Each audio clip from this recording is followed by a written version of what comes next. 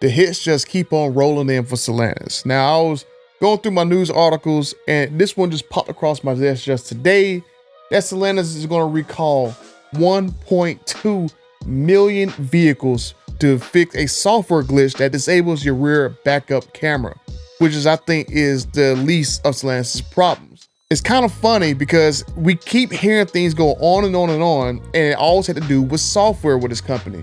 Because as we've all known and seen, they fired a lot of their American engineers and placed them overseas with foreign talent that may not be as talented that we all thought. But I do want to introduce in this video as well another article that I've seen about who is the most glitchy automaker in America. And the answer to this particular question might be surprising.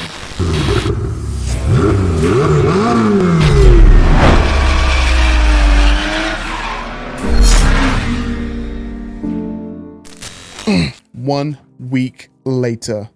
If you need help dealing with an automaker and a dealer who play games with your time, money, and your vehicle, my friends at Gordon & Partners have you covered. From going at the dealer and automakers alike for falsely advertising final editions and then a year later bring the foundation back out again for a second time, or let's say a company that's stalling initiating your buyback for your glitchy $100,000 car, or even let's just say a dealer trying to keep tens of thousands of dollars of your non-refundable deposit like they try to do me, my friends at Gordon & Partners can help you out.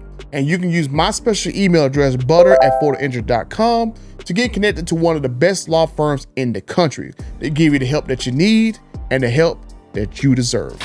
So now to my almost 35,000 friends and the 77% not yet subscribed yet, I want to get into this whole debate of who is the better brand right now. Is it Ford? Is it Chevy? Is it GM? Which automaker of the big two, which Stellantis is no longer a member of the big three, because since they're this big European conglomerate that's lost their way, which member of the big three is the most reliable brand, as a lot of us Mopar people jump ship? And so this brings me to this article right here of Stellantis is having a recall over 1 million vehicles for software issues. And this is going to be a long road of issues for Stellantis, because as I've been told in the background, literally every single vehicle that they got coming out down the pipe is all having software issues. Let me bring myself back up a second. So only person who is to blame for this nonsense is Stellantis themselves. If they would have left all the FCA employees employed who were engineers who didn't have this kind of issues in the past, you wouldn't be in the situation. So you brought it upon yourself. But here we go right here.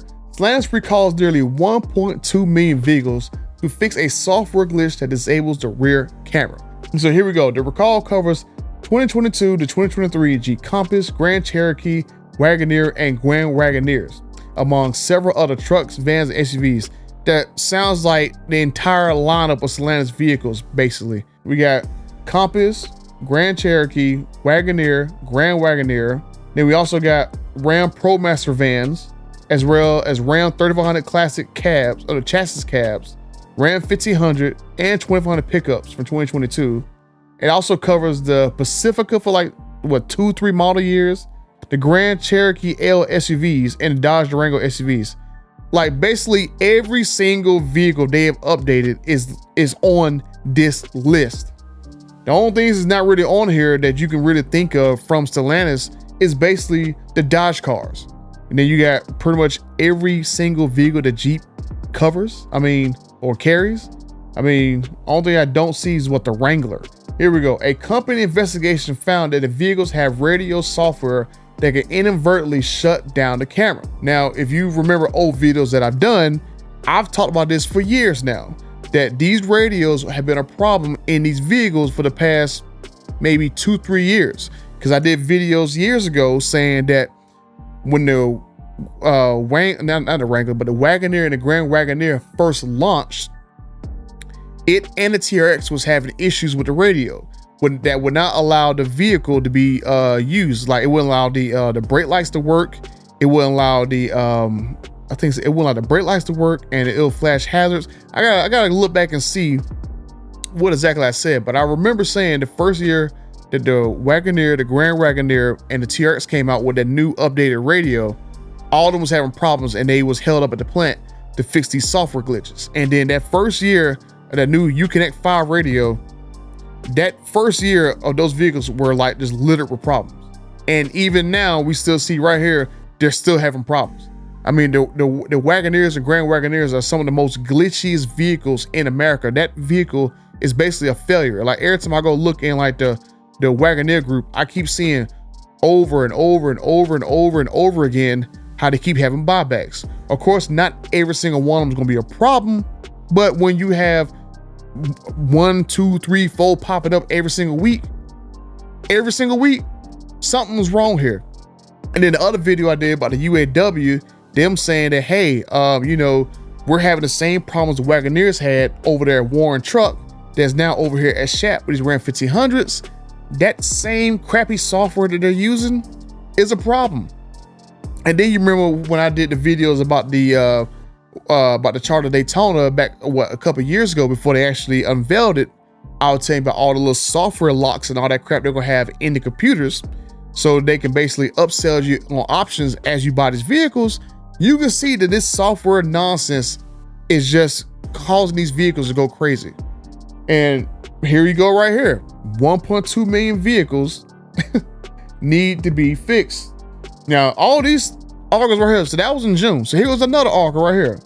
Chrysler parent Stellantis recalls more than 200,000 SUVs and pickup trucks due to a software malfunction. Where have we heard that from? That's literally the same thing that just happened to 1 million vehicles.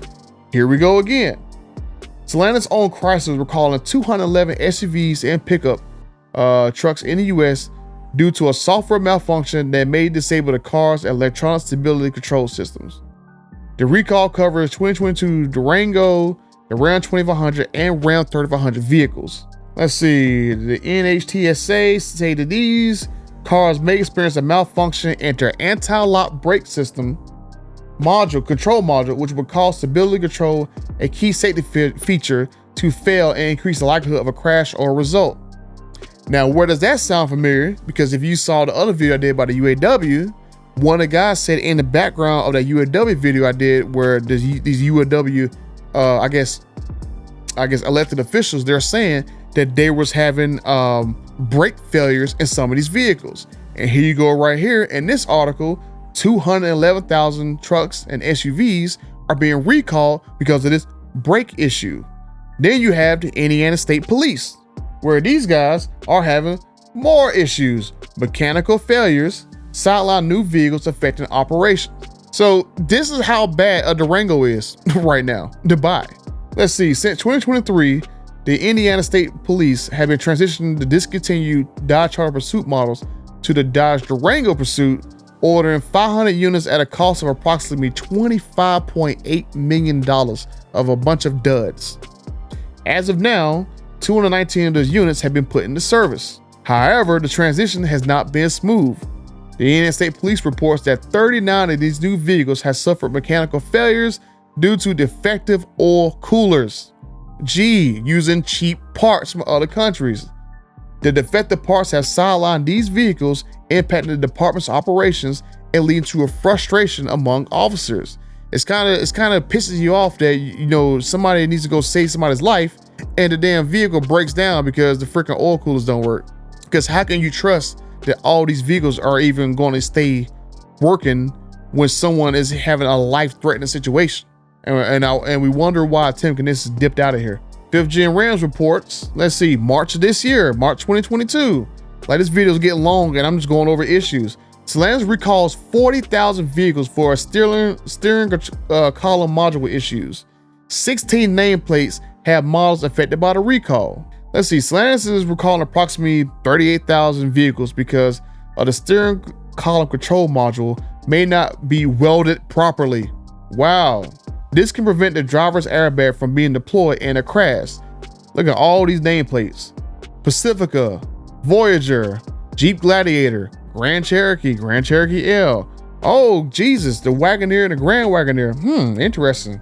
The Wrangler, 1500, 1500 Classic, 2500, 3500, 3500, 3500, and 4500. I guess that's the UAW that did all this crap. It was the UAW who improperly welded this stuff, or was it cheap, crappy suppliers that they don't normally use? Because last I checked, the UAW doesn't weld these components together. Last I checked.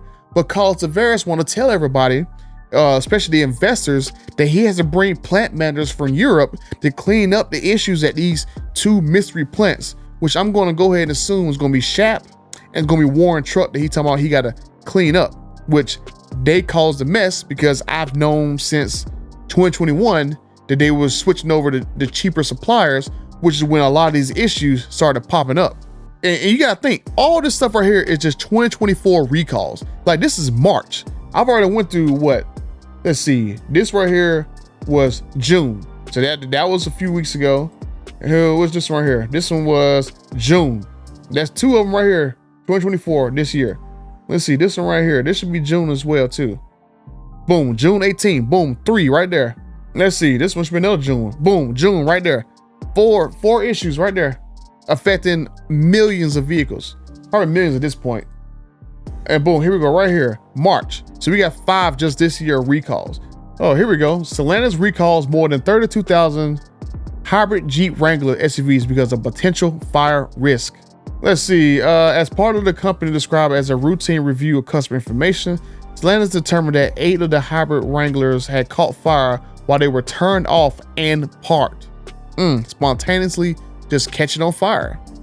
6 of the vehicles were being charged when the fire started. The company said it doesn't believe anyone was hurt in the fires. Gee, that makes me sound very confident about a Charter Daytona, a Wrangler, not a Wrangler, but a Wagoneer S and a Jeep Recon, that you potentially be charging your vehicle, hopefully not in your garage, and the daggone thing catches on fire. Because they had these ones right here catch on fire that just hybrids. Oh boy, oh boy. And then you seen TK's Garage, OC Motivator make videos about these Charter Daytonas breaking down all over Detroit, leaving people stranded with the string hanging out the car. And they gotta go in the trunk of the car to reset the car.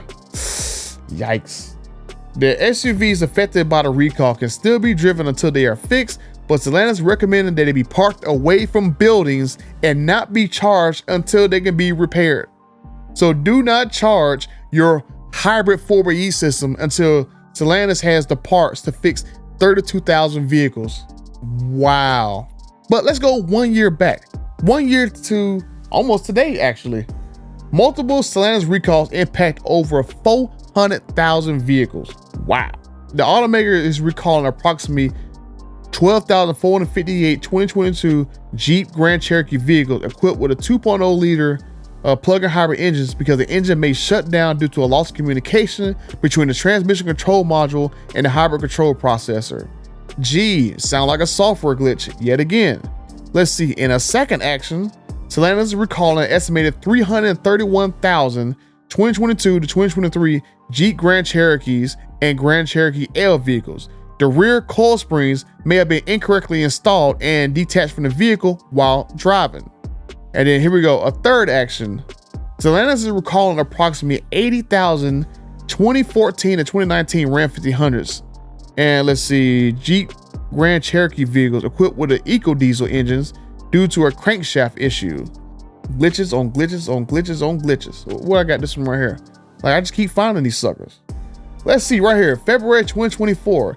Jeep is recalling 338 Grand Cherokees over a steering issue. The problem is caused by separation of the steering knuckle that can cause the driver to lose control of the SUV. Like, these issues is just crazy. Like, I got 300,000 here, 500,000 there, 1.2 million there, 200,000 there, 20,000 here, 30,000 there. Like, these are millions upon millions of vehicles that had to be recalled for this nonsense. I just don't understand what's going on. Well, I do understand what's going on because they use cheap parts.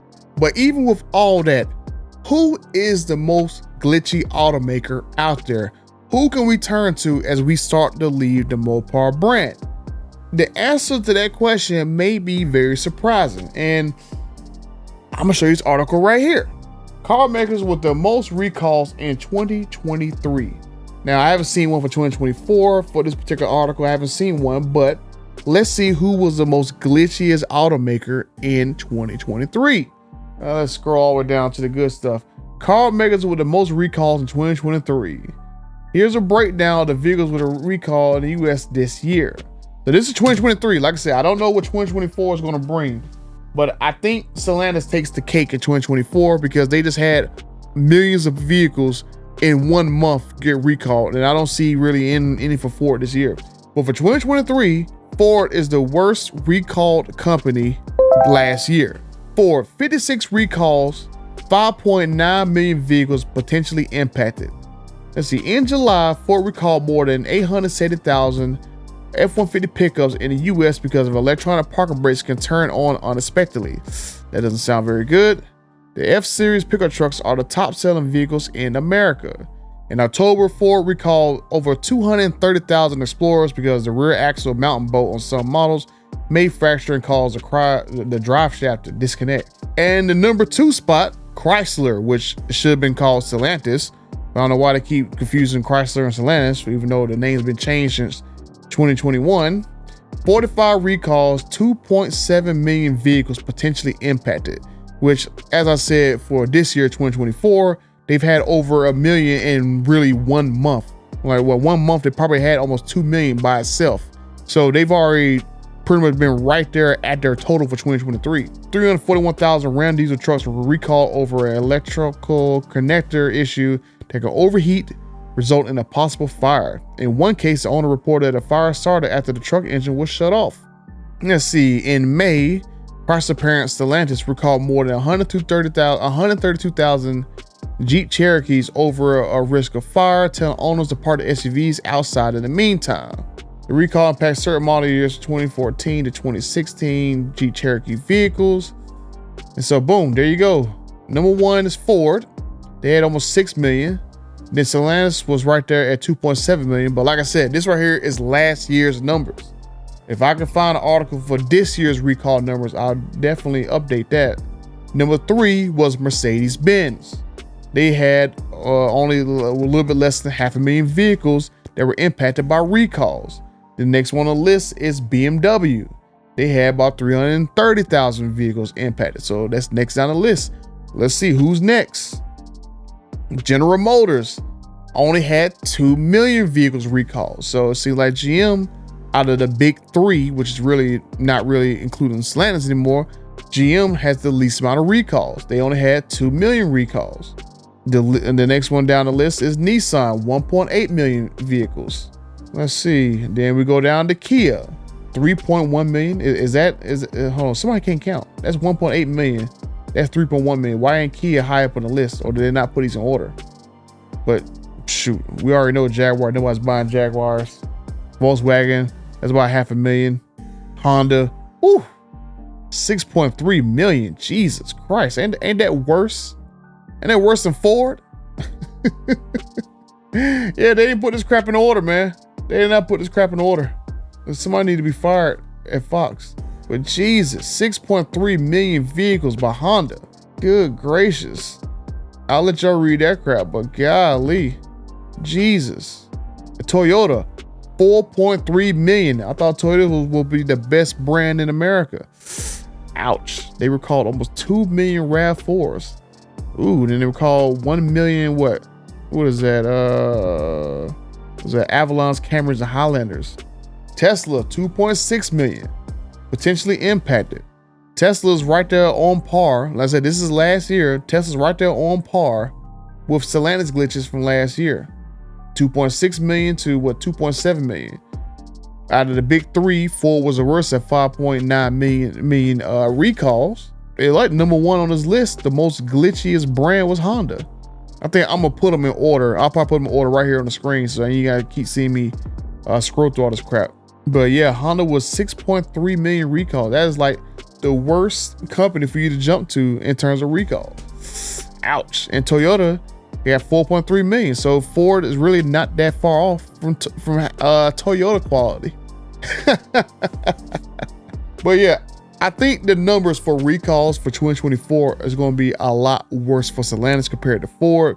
So I don't really remember seeing really any articles about Ford recalls for this year.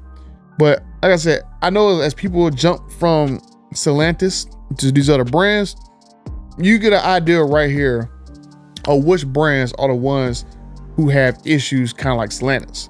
Ford is up there, and it seemed like the one with the least amount out of the big three was GM. They only had 2 million, which is a third less than Ford had. And then they're right there below where Stellantis was last year.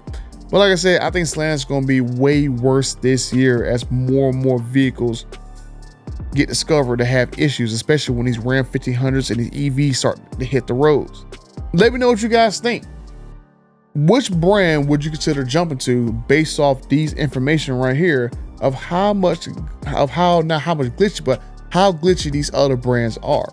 Would you jump to GM? Would you jump to Ford? Or are you going foreign? Are you going to jump to Mercedes-Benz? Are you going to jump to Kia? But just let me know what you guys think in the comments.